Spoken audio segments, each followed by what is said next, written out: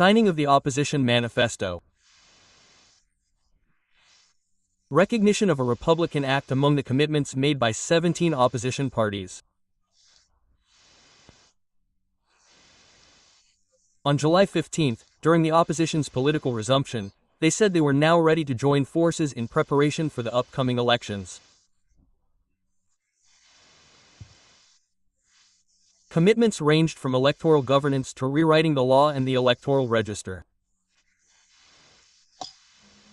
Basically, the idea is to ensure a presidential election that is the polar opposite of previous elections. Deemed unfair according to this opponent. We are 8 months away from an election. In my opinion, we cannot go to an election under such conditions. The government and the opposition must be able to sit down to discuss the conditions for a free, fair, and transparent election. All parties should, beyond respecting, if not the autonomy of all political parties, respect the commitments we have made together to march forward together and, above all, demand a fair election in 2026. The other thorny issue is that of the unity of the opposition, which is accused of disappearing with the withdrawal a few days ago of certain opposition parties critical of the government.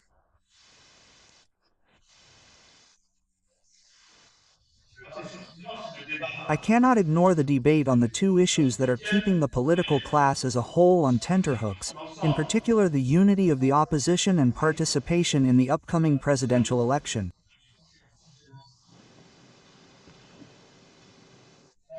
First, regarding the unity of the opposition, I express my astonishment at a public opinion that would like to hold us responsible for the fruitless attempts to unite all our forces around a common project.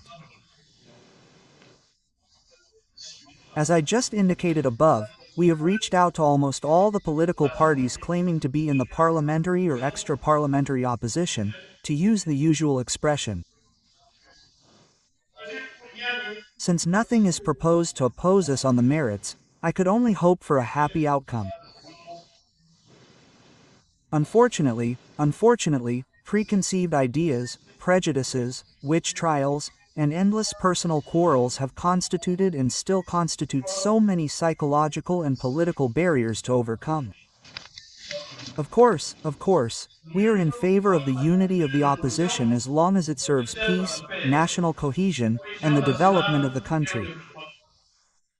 Another challenge facing these 17 opposition parties is the respect of the commitments made. A trap that has already shattered certain opposition rallies in the past.